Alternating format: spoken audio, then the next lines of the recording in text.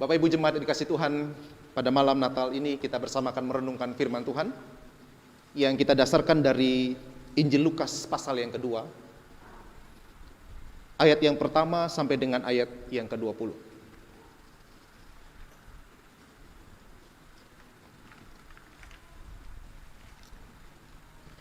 Injil Lukas pasal yang kedua, ayat yang pertama sampai dengan ayat yang ke-20.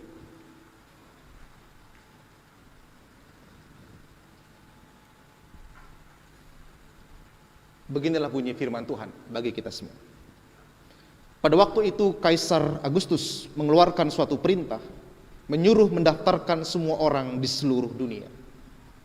Inilah pendaftaran yang pertama kali diadakan sewaktu Kirenius menjadi wali negeri di Syria. Maka pergilah semua orang mendaftarkan diri masing-masing di kotanya sendiri. Demikian juga Yusuf pergi dari kota Nazaret di Galilea ke Yudea, ke kota Daud yang bernama Bethlehem, karena ia berasal dari keluarga dan keturunan Daud, supaya didaftarkan bersama-sama dengan Maria tunangannya yang sedang mengandung. Ketika mereka di situ, tibalah waktunya bagi Maria untuk bersalin, dan ia melahirkan seorang anak laki-laki, anaknya yang sulung. Lalu dibungkusnya dengan lampin dan dibaringkannya di dalam palungan, karena tidak ada tempat bagi mereka di rumah penginapan. Di daerah itu ada gembala-gembala yang tinggal di padang menjaga kawanan ternak mereka pada waktu malam. Tiba-tiba berdirilah seorang malaikat Tuhan di dekat mereka, dan kemuliaan Tuhan bersinar meliputi mereka, dan mereka sangat ketakutan.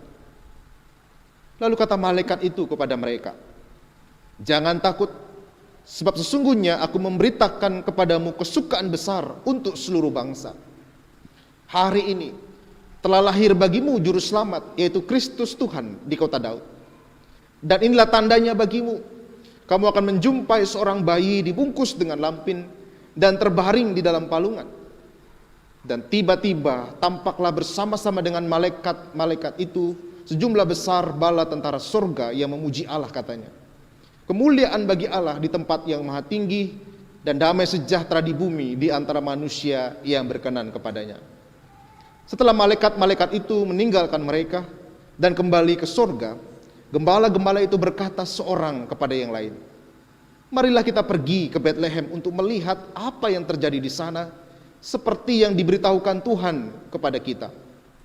Lalu mereka cepat-cepat berangkat dan menjumpai Maria dan Yusuf dan bayi itu yang sedang berbaring di dalam palungan. Dan ketika mereka melihatnya, mereka memberitahukan apa yang telah dikatakan kepada mereka tentang anak itu. Dan semua orang yang mendengarnya heran tentang apa yang dikatakan gembala-gembala itu kepada mereka. Tetapi Maria menyimpan segala perkara itu di dalam hatinya dan merenungkannya. Maka kembalilah gembala-gembala itu sambil memuji dan memuliakan Allah, karena segala sesuatu yang mereka dengar dan mereka lihat, semuanya sesuai dengan apa yang telah dikatakan kepada mereka. Kalau firman Tuhan berbagi setiap kita umat Tuhan yang mendengar firman-Nya, menyimpan dalam hati, dan terutama mau melakukan dalam kehidupan hari demi hari. Maranatha. Maranatha, Maranatha, Maranatha.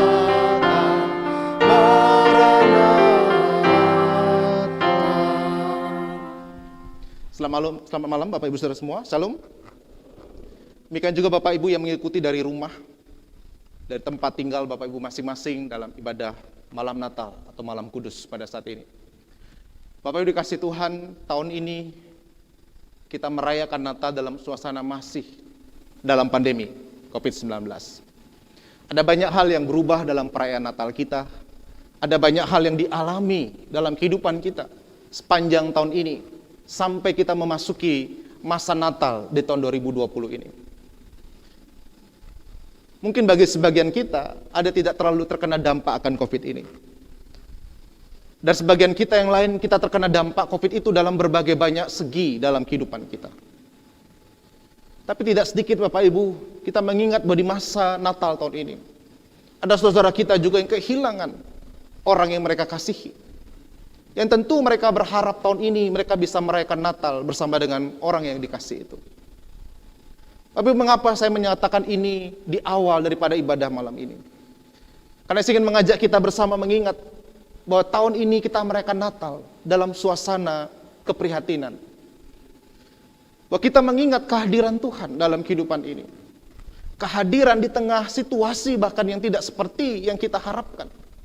Atau mungkin di tengah situasi yang banyak saudara-saudara kita hadapi, yang di luar prediksi mereka dan mereka tidak siap untuk menghadapi situasi ini. Maka hari ini kita akan melihat bagaimana kehadiran Kristus itu bisa memberikan suatu dampak bagi kita di tengah situasi pandemi ini.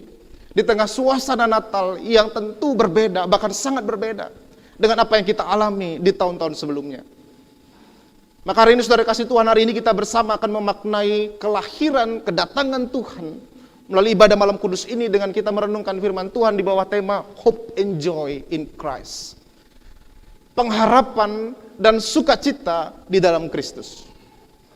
Tapi kenapa tema ini penting untuk bersama kita renungkan malam ini? Ketika kita menghadapi situasi yang saya bilang tadi di awal, situasi pandemi ini, banyak kita terkena dampaknya.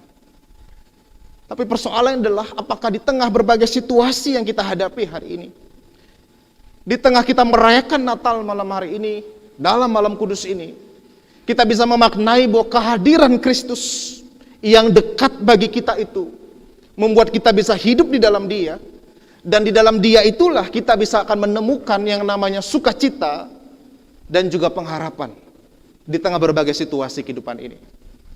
Bapak Ibu perhatikan baik-baik ketika Tuhan Yesus memilih hadir dalam suasana yang begitu sunyi, di luar dari hiruk-pikuk keramaian pada waktu itu yang orang pulang kampung, orang diaspora yang ada di berbagai wilayah pulang kembali ke kota mereka untuk sensus penduduk waktu itu. Sebenarnya di saat itulah Tuhan sedang mempersiapkan umat Tuhan.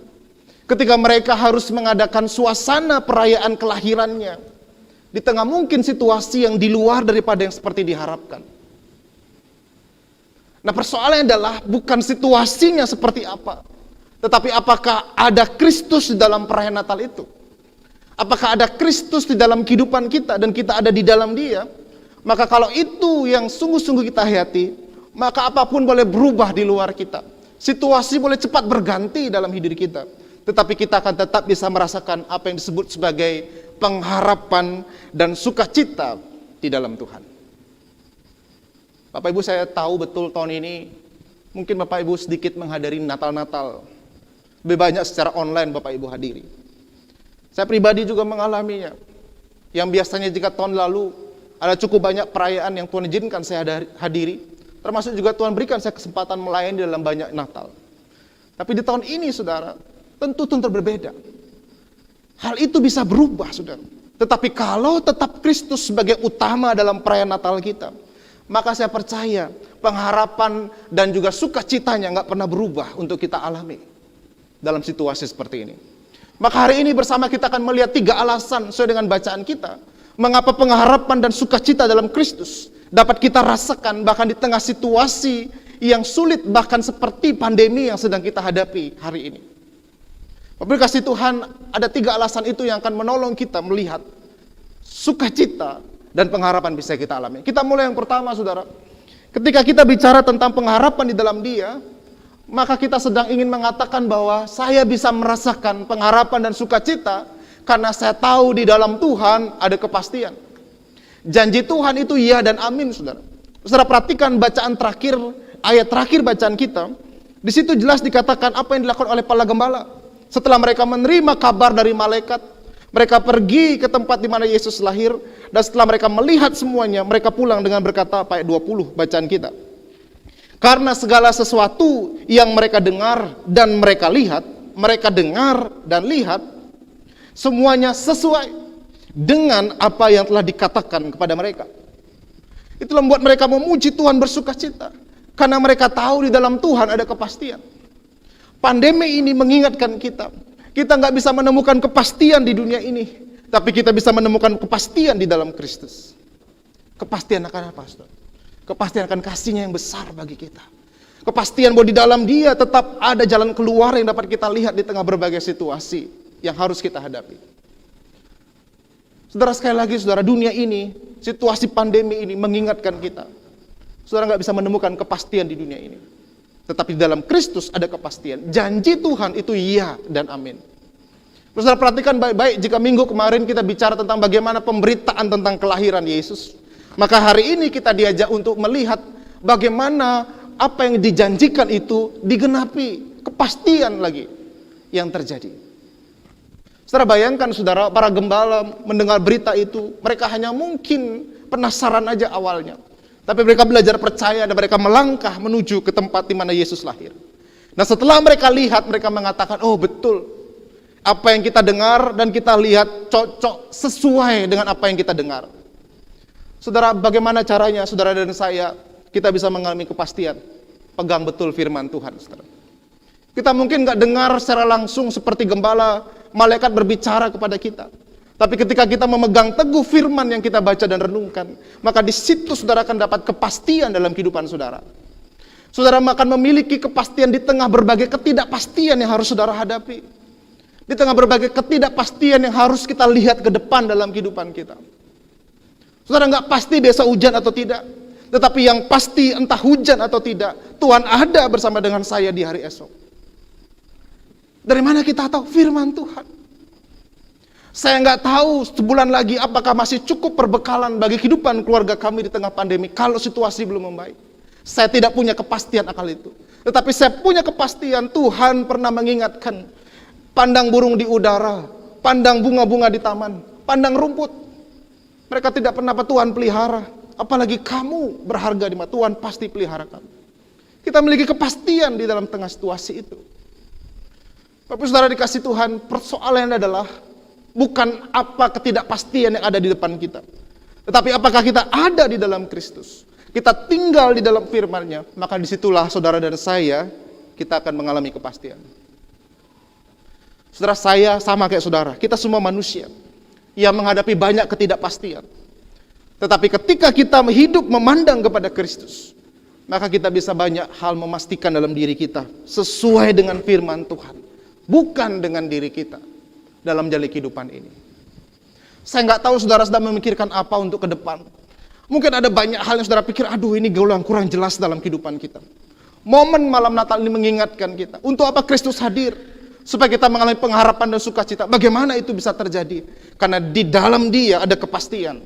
Bahkan di tengah ketidakpastian yang harus kita hadapi.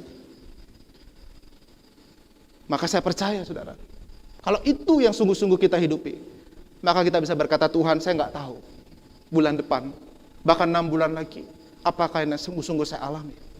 Tapi saya tahu, kalau Tuhan ada bersama dengan saya. Seperti introitus kita, Tuhan dekat, Dia sudah dekat. Karena Dia hadir dalam kehidupan kita. Saya tahu saya akan kuat menjalani itu semua. Kepastian. Kita mengalami sukacita dan pengharapan karena ada kepastian di dalam Tuhan. Yang kedua saudara, ketika kita menghadapi situasi ini saudara, kita sedang diajak oleh Tuhan mengingat bahwa apakah ketika kita memandang krisis ini, Christmas in the crisis of pandemic COVID-19 ini, apakah kita melihat kepada krisisnya, apa kepada Christ-nya dalam kehidupan ini? Kalau kita memandang kepada krisis, maka kita akan menemukan kepastian tadi. Kalau kita memandang kepada Christ-nya, maka kita akan tahu seperti kata malaikat, bagi Tuhan tidak ada yang mustahil.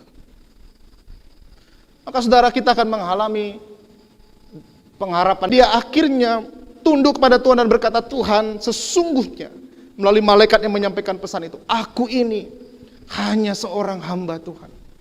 Jadilah seperti apa yang kau katakan. Saudara bayangkan setelah dia mengumum ucapan itu, ada proses yang harus dihadapi tidak mudah. Proses di mana dia harus hamil 9 bulan, menghadapi situasi yang tidak mudah. Saya yakin banyak orang mencibir dia, ini orang kurang ajar. Dia tidak sungguh menjaga bagaimana harus dia menjaga. Dan ada banyak gejolak batin yang harus dihadapi Maria. Tetapi kita yakin dan percaya saudara, ketika dia sungguh-sungguh hidup di dalam apa yang dikatakan itu, maka Maria kuat menanggung semuanya sampai kelahiran. Maka saudara perhatikan baik-baik, ketika bacaan kita berkata, dia harus dengan Yusuf pergi kembali ke kotanya Bethlehem untuk sensus penduduk. Dan ketika di situ habis tempat penginapan, saya membayangkan gejolak batin seorang Maria dan Yusuf saudara. Mereka berpikir secara manusia begini dalam permenungan saya, Tuhan, saya ini Tuhan mau pakai untuk mengandung, melahirkan yang disebut sebagai juru selamat dunia. Masa tempat seperti ini yang kau beri? Tidak ada tempat yang lebih layak untuk kelahiran seorang juru selamat. Saudara, saya yakin ada titik di mana mereka berdua sedang menggumuli, apakah benar ini? Apakah kita harus melahirkan anak ini? Apakah jangan-jangan ini sebuah kebohongan? Ada banyak yang dia gumuli, saudara. Tapi akhirnya kita tahu, karena mereka mau tinggal di dalam Tuhan, ada kekuatan menanggung segala sesuatu. Maka gak berlebihan kalau Rasul Paulus sampai bersaksi, segala perkara dapat kutanggung di dalam Dia yang memberi kekuatan kepadaku. Terkadang saudara, kalau kita hidup dalam Tuhan gak selalu mudah. Tapi kalau Tuhan menuntun kita pada sesuatu yang Dia mau, saudara, ada kekuatan yang Dia beri dalam perjalanan kehidupan ini. Seperti Maria dan juga Yusuf, mereka menggumuli sampai kepada kelahiran Yesus. Tentu dengan kekuatan mereka bisa putus asa dan mengatakan, Tuhan, aku gak mau lagi dah. Capek aku, tekanan batin, tekanan fisik.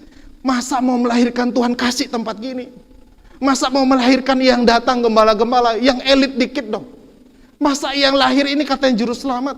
Yang datang menjenguk pertama kok malah gembala-gembala? Tidak adakah yang lebih besar, lebih hebat untuk mengunjungi bayi ini? Tapi di situ kita belajar, saudara. Ketika mereka belajar hidup di dalam apa yang mereka dengar, menjalani apa yang Tuhan mau, maka di situ ada kekuatan dalam hidup kita. Saudara, pandemi ini bisa melemahkan kita dalam banyak hal, membuat kita hilang sukacita dan pengharapan. Tetapi malam Natal mengingatkan kita, di dalam Kristus ada kekuatan bagi kita. Ada kekuatan untuk kita menjalani kehidupan yang Tuhan izinkan untuk kita lalui. Dan itulah yang akan memberikan kepada kita semua apa yang disebut oleh firman Tuhan sebagai sesuatu yang membuat aku mampu menanggung segala perkara dalam hidupku. Saya nggak tahu saudara sudah sampai titik di mana. Titik mulai sudah berkata, Tuhan kayaknya aku nggak kuat lagi.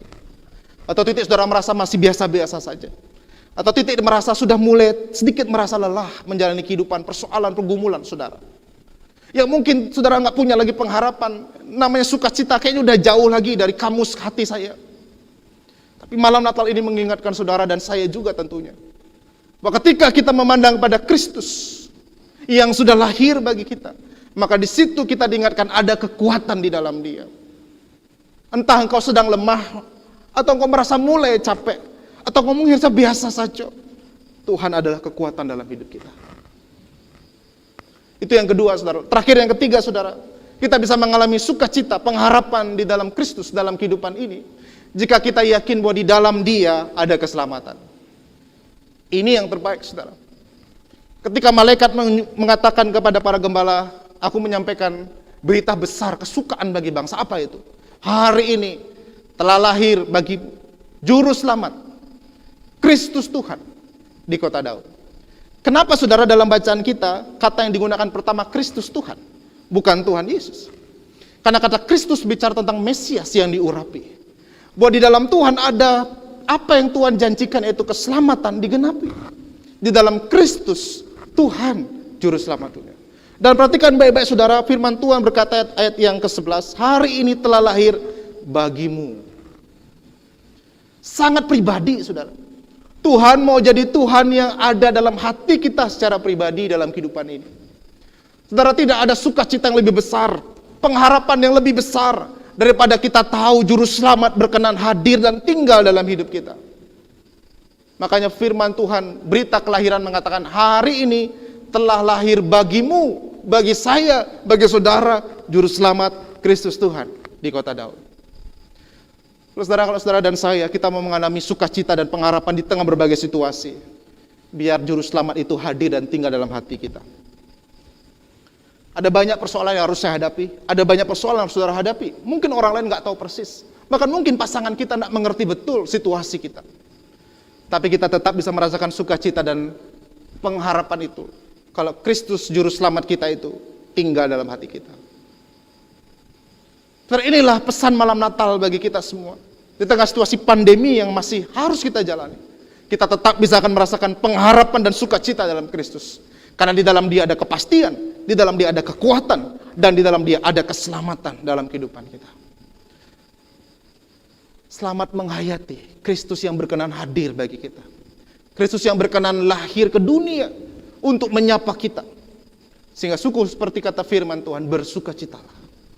Bersukacitalah. Tuhan dekat. Tuhan bukan hanya sudah dekat, tapi Tuhan memang dekat di dalam kehidupan kita. Tuhan yang memberikan kita kepastian, kekuatan, dan keselamatan. Terpujilah nama Tuhan. Selamat malam Natal bagi kita semua. Amin.